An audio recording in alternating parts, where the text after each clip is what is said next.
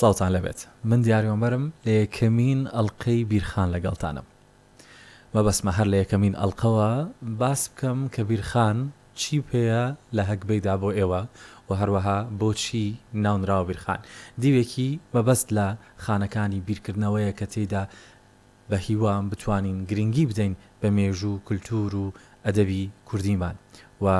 دیوێکی دیکەی خان و خانەدانی هەر لە کۆنەوە ئەم پاشگرە زۆر گرنگی پێدراوە و دەکرێت بڵێن مێژوومان زۆری تێدایە لە هەڵگری ئەو ناوانەی کە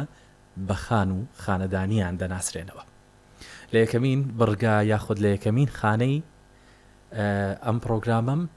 دەمەوێت تیشک بخەمە سەر یەکێک لە میرە زۆر ئازا و بەجەرگەکانی کورد کە دەڵێت منم کە پاشایی وڵاتم نەک سوڵتانی عوسمانی ئەگەر ئەو لە من بەهێزترە من لەو شەریفترم ئەو ڕستە گرنگ و هەژێنەرە قسەی پیاوێکی نەجیب و نەجیبزادەی کووردا کە لە سەدەی 19دا کردوێتی کە بە گوێی نێردراوی فەڕەنسیدا هەڵیداوە بەدرخان یەکەمی میری کورد بووە کە لە ورمێ تا چۆمانی بەدەستەوە بووە بەدرخان بەڕیشە سەر بە ماڵی ڕۆژاکیە کە تەختی مریشینی بەدلیس بووە و ڕەچەڵەکی دەگەڕێتەوە سەر شەرفخانی بەدلیس بەدرخان لە شاری جزیرە لە خانەدانەکان و لە خانەوادەی ئازیزان بووە لە ساڵی 1821 بووە بە میری بۆتان تا ساڵی 1847 فەرمانڕەوایی کردووە کریس کۆچێرا کە لە شیکردنەوەیکی ئەم ڕستەیەدا لە کتێبی بزوتنەوەی نەتەوەی کورددا دەڵێت ئەم قسانە لە ڕاستیدا کورتە و پوختەی دنیابینی و زەینڕۆنی و مەزن خوازی نەجیب زادە کوردەکان بووە ئەوەش بەرهەمی فیۆدالیسمی ئاسیایی مێژینەیە ئەو بنە و بنەچە ڕەسەنانەی کە بەرپرسی قەڵاییان ئەربابی دۆڵ و دەرەیەک بوون و یاسای خۆیان بەسەر بنەماڵەکانی ژێردەستەکانیاندا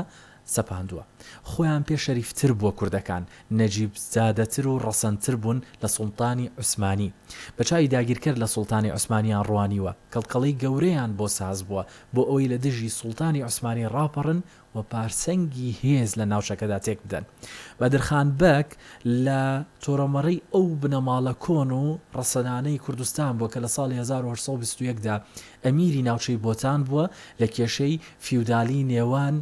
میرەکان و هەروەها کوردەکاندا لە سەردەمی سوڵتانی عوسمانی و هەروەها یەکەم کەس بووە کە لایەنی نەتەوەیی پاراستووە و هەوڵی داوە کە ئەو کێشانە چارەسەر بکات کە لە نێوانیاندا هەبووە جگە لەمانەشکە ئەگەر لە کۆندا کەسانێکی دیکە هەبوون هەوڵیان دابێت بۆ پاراستنی مڵک و ماڵی ژێردەستی خۆیان بووە نەک بەمەبەستی نەتەوەیی و هەوڵ و چالاکیەکان کە بیانەبی پارێزن بۆیە میر بەدرخان ئەو کەسایەتێ مێژوویەیە کە هەمیشە جێیشانازیە و وەک لە مێژووی کۆنماندا نووسراوەتەوە کە دەکرێت بڵێن یەکەمی میر بووە بیری لەوە کردەوە کورد دەبێت خاوەن ئەرز و ئاوی خۆی بێت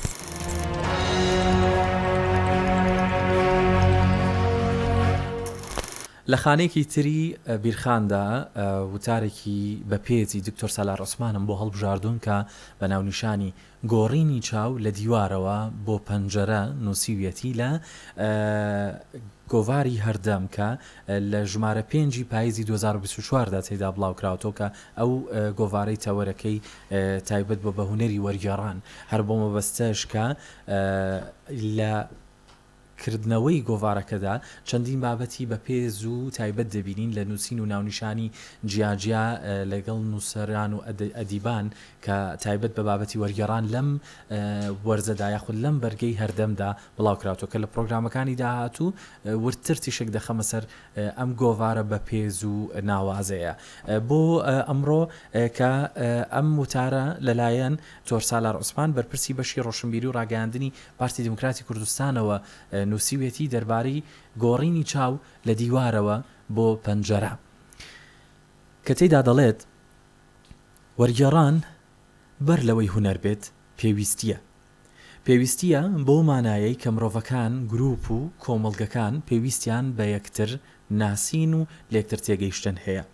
هەر ئەوەشە مرۆڤایەتی لە یەکتر کۆکردوتەوە سنوورەکان وەک جاران بوونەتە دێوەزمە ئاخر جاران سنوورەکان جۆرێک بوون لە دێوەزمەی ئەوەی چی لەو دی و دەگوزارێت چی هەیە و دەبێ ئەوانی دیکە چۆن بن و چۆن بیر بکەنەوە هەر کۆمەڵگەیەک گرفتی سنوورەکانی چارەسەر کرد کەواتە بڕیاری داوە بیر بکاتەوە. کەواتە وەرگێڕان بەرهەمی پرۆسی بیرکردنەوەی مرۆڤایەتیە کە دەڵێن سنوور مەبەستمان مانا و ڕەهەندە کولتوریەکانیەتی، واتە دەمانەوێت لە قوڵیەوە قسە لەو بابەتە بکەین کە پێی دەوترێت منبوون و تۆنەبوون، کە پێم وایە هەر ئەم پرۆسەیەیە سەری کێشاوە بۆ ستەم، و ستەم بەو تێگەیشتنەی کە سنوور یاخود منبوون و بەتەنیا گوێگرتن لە خۆم نەبینین ئاوانیکە و کۆکردنەوەی هەمووان هەتا دوایی. گرفتەگەلێکی کولتوری نیشتیمانین ئەمانە و وەرگێڕان یەکێک لە چارەسەرە بنەڕەتیە ڕۆشنەکانیەتی، چونکە وەرگێڕان سنوور بڕە ئەو بوونە گوێگرتنە لەوانی دی. بینینی جیاوازیەکان و کۆکردنەوەی هەمووان بۆیە دیسان دەیڵێنەوە کە وەرگێڕان بەر لەوەی هونەر بێت پێویستیە. کورد لە وەرگێڕاندا بە بەراورد لەگەڵ ئەو ستەمەی لێی کراوە و لێی دەکرێت باشە و بیرکردنەوەی دروستی هەیە، بەڵام بەپێی ئەو دەرفەت و دەرەتانەی کە هەی بووە تایبەت لە دوای ڕاپەڕینی بەهاری ساڵی 1990 لەو بوارەدا پێنگافی باشی بڕیوە و چاوی لەو دیوارە بۆ پەنجەرە گۆڕیوە کە ئەویش خەسڵەتی کۆنی ئەم کوردە بووە، کوردێک کە لە وەتەی هەیە ستەم و پەنجەرەکەی بەرنەداوە، بەواتای ستەم بەری پەنجەرەی کوردی بەرنەداوە. و لەم ژمارەی گۆڤاری هەردەمدا کە ئەم وتاری تێدا بڵاو کراوەتەوە کە تایبەتە بە وەرگێڕان و پرس و بابەتی پەیوەندیدارەکانی تێدا کە کۆمەڵێک بابەتی تێدایە، هەر لەوە پێشنیاری دکتۆر سالار نووسەری ئەم وتارە بۆ ئەوە دەبێت کە لە بواری وەرگێڕان و وەرگێڕە بەڕێزەکانی کوردستان تایبەت بە ئاڕاستەی وەرگێڕانی پێچەوانە ئەو تەرزە وەرگێڕانەی کورد بگوازرێتەوە دنیایە کە کورد لێی مەحرومە و هەروەها دوای ئەو هەموو سەدەی لە ڕۆشنگری دیموکراسی و لێ تا ئێستا لە دەردی بێ ئەتڵەسیدایە، بێماف و بێدەوڵەت خۆی دەخواتەوە بە دیار فەرامۆشیەوە ڕووە و پەنجەرە سەیری دنیا دەکات. ئەم بابەتاش کە باس لە وەرگێڕان دەکات لە کۆتاییکیدا دەڵێ وەرگێڕان وەستانە بە دیار پەنجەرەوە، ئیشکردنە لە نێوان ڕەنگەکانی ئەو دی و پەنجەرەوە، و بەڵێ کورد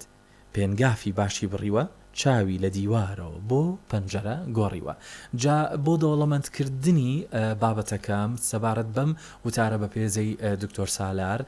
کە هەوڵمدا پەیوەندی پێوە بکەم بۆ وەرگرتنی وەڵامی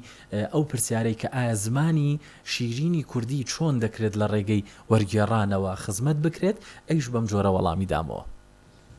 سڵاو ڕێز، زۆر سوپاس. بەدڵنیاییەوە ئەم پرسیارێکی زۆر فرەڕەهەندە، چونکە خۆی چەمچی وەرگێڕان وەکو چەمچێکی قسە هەڵگر لە قوچلی زۆری لێ دەبێتەوە، و بە تایبەت کە پرسیارەکە تایبەتە بە وەرگێڕان و زمانی کوردی. ئەم بابەتە وەک دەڵێن هەویرێکە ئاوی زۆرەوێ، ئەگەر ئاوا پۆلینیکەین واتە ئێمە بەرسف و وەڵامەکەمان بۆ ئەم پرسیارە ئاوا پۆلینکەین. خۆی کاری وەرگێڕان بەگشتی پردێکی پەیوەندی معریفی کللتوری ڕۆشنبیری گەورەی نێوان گەلانە. لە ڕێی ئەم پردەوە لە ڕێی ئەم ڕایەڵەوە دەتوانین خزمەتێکی زۆری زمانی کوردی بکەین. ئەمیش بە چەند لە قوچڵێک، یەکیان ئەوەیە هەموو ئەو بابەتانەی بە زمانی کوردی لەسەر کورد و زمانی کوردی نووسراون ئێمە وەری جێڕینە سەر زمانەکانی دنیا، بۆ ئەوەی دنیا و گەلانی دنیا لە زمانی کوردی و لە فراوانی و جوڵە و قوڵی زمانی کوردی تێبگەن. خاڵێکی دیکە کە ئەگەر بمانەوێ باسی کەین بریتە لە ئەدەبیاتی کوردی کە ئەویش لە ڕێی وەرگێڕانەوە دەکرێت هەموو گەلان و نەتەوەکانی دنیا ئاشنا بکەین بە ئەدەبی کوردی، بەم ئەدەبە باڵایی کە پێم وایە کەم نەتەوە هەیە لە دنیا ئەدەبەکەی بەقەد ئەدەبی کوردی باڵا و سنجین و زەنجین بێ. بۆیە لێرەوەش وەرگێڕان دەتوانێت خزمەتێکی باشی ئەدەب بکە، و کە دەڵێن ئەدەبیش بێگومان لە نێو بواری ئەدەبدا زمان حزورێکی زۆر گەورەی هەیە و پرسێکی زۆر قسە هەڵگری ئەدەبیشە کەواتە زمان جگەلەوەی پرسێکی زمانیە پرسێکی ئەدەبیشە. خاڵێکی دیکە کە ئەگەر باسی کەین بە بواری وەرجێڕاندا بریتێ لە وەرجێڕانی پێچەوانە واتە ئەم بوارەی کە ئێمە دەتوانین بابەتەکانی خۆمان تەرجەمەی زمانەکانی دنیا بکەین. کە دەڵێن وەرجێڕانی پێچەوانە جگە لە زمان و ئەدەب دەتوانین هەموو بوارەکانی دیکە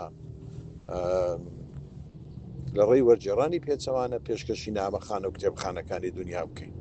کە ئەمە بۆ ئێمەی کورد، بۆ ئێمەی بێدەوڵەت، بۆ ئێمەی هەڕەشە لەسەر، بۆ ئێمەی دەوردراوە بە کۆمەڵێک ئاریشە و گرفت و کێشە زۆر زۆر گرینگە. کەواتە کورد زۆر حەوجە و پێویستی بە وەرجێڕانی پێچەوانە هەیە. خاڵێکی تر هەر لە ڕێی ئەم وەڵامە دەتوانین باز بکەین ئەویژەوەیە کە ئێمە دەق و بەرهەمەکانی دنیا جا ئەو بەرهەمە هەر لە قێچی معریفی بێ وەری جێڕینە سەر زمانی شیرنی کوردی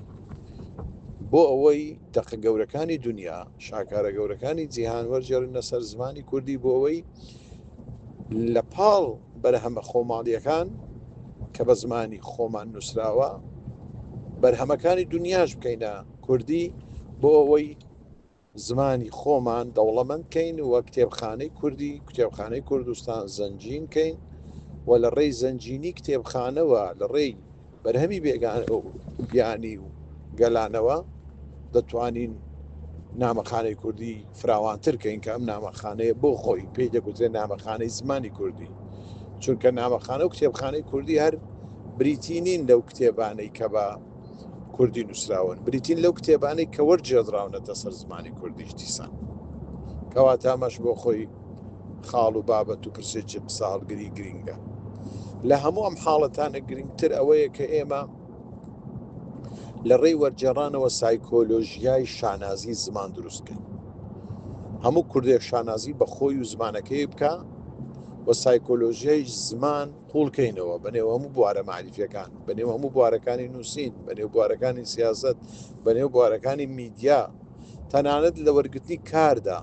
لە پێشکەشکردنی ژیننامە و سیڤیجدا دەبێ خاڵێک لە خاڵەکانەوە بێ کە ئەوانەی لە هەرێمی کوردستان و لە کوردستان کار دەکەن کوردیەکی باش بزانن. بەداخەوە ئێستا یەکێ لەو خاڵانەی کە بووە بەهێزی وەرگرتن لە کۆمپانیا و دامەزراوەکانی کوردستان بریتە لە زمانی ئینگلیزی بە نمونە، زمانی عەرەبی بە نمونە. من پێم وایە بەر لە زمانی ئینگلیزی ئەبێ جۆرێ لە تێگەیشتن و جۆرێ لە کللتوری شانازی زمان بۆ خۆمان دروستکەین ئەویش بەر لە زمانی ئینگلیزی و عەرەبی دەبێ لە سیڤیەکان بنووسێت کە زمانی کوردی باش ئەزانێ و هەموو کوردێک شانازی بۆ کە کوردیەکی باش ئەزانێ و دەتوانێت بە کوردێکی باش بنووسێ و بە کوردێکی باش باخفێ و قسە بکە. کەواتە وەرجێڕان دەتوانێت لەو بوارەشدا لە بواری دروستکردن و چێکردنی شانازی زمان سایکۆلۆژیای شانازی زمان ڕۆڵ و نەخشێکی زۆر گەورە ببینێ. ئومێدەوارم ئەم چەند وەڵامە خێرایە بۆ بەرنامەکەتان سوود و مفای هەبێ و بە دڵنیاییەوە لە دومایی ئەو بەرسوی پرسیارە دەمەوێت باسی ئەوەش بکەم کە کورد خاوەن زمانێکی زۆر دەوڵەمەند و فراوان و ئەتڵەسێکی فرە ڕەهەند و فرەچڵ و فرەلقە کە کەم گەلوونەتەوە هەیە زمانەکەی هێندە دەوڵەمەند بێ هێندە شێوەزار و زار و برزاری تیابێ کە کورد دەبێ شانازێکی زۆر گەورە بە ئەم فراوانی و ئەم ئەتڵەسی فرە زمان و شێوەزار و زار و بنزارە بکات کە کورد هەیەی. زۆر زۆر سپاس هەر هەبن.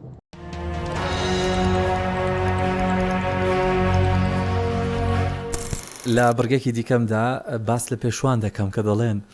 جارێکیان باوک و کوڕێک لێیانە قەومێ ڕێیان دەکەوێتە تونی بابا و شەویان بەسەردادێت دڵنیام هەمووتان بیستوتانە تونی بابا باوک و کوڕ بیستویانە کە لە تونی بابا ژدیهایەکی گەورە هەیە ئەم بابەتە بابەتێکی داستانە هەڵبەتە لێوە شەو دەمێننەوە و لەوێ ئەیانە بمێننەوە بەڵام خەمیانە چۆن لە چنگی ئەو ئەژدیهایە ڕزگاریان بێ ئەژدیهاکە لەبەر ئەوەی هەر کەسێک بچێتە ئەوێست پەلاماری سەری دەدا و دەیخوات. باوکو کوڕیش دەڵێن چی بکەین با بە پێچەوانەوە بخەوین و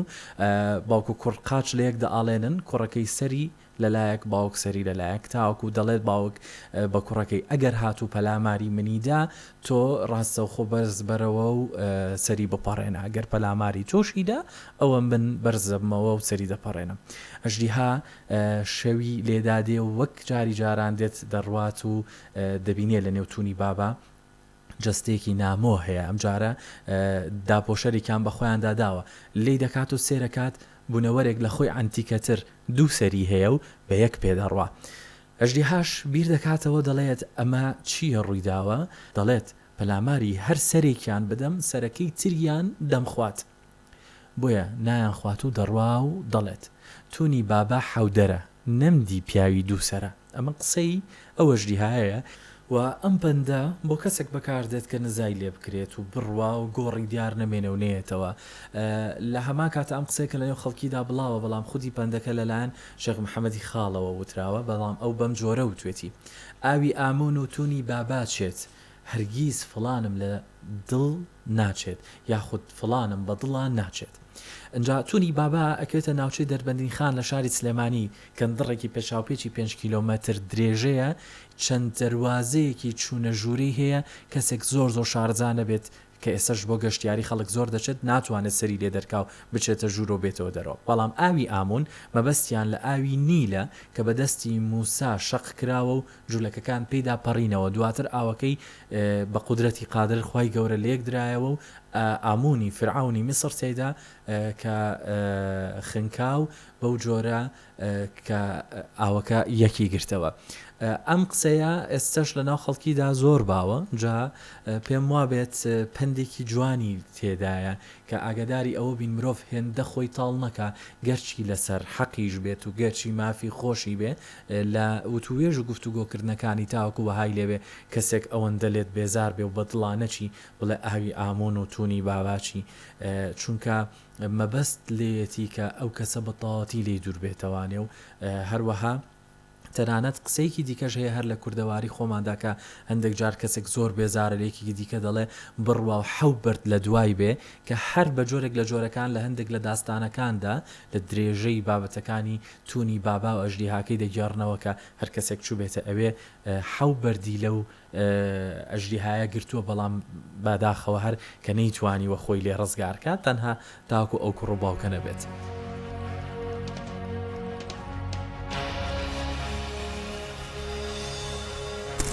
خانەکانی بیرخانم پێشکەش کردن هیوادارم کاتێکی پرسوود و پرچێژم بۆ ڕەخساند بێتن و ئاسوودە بن.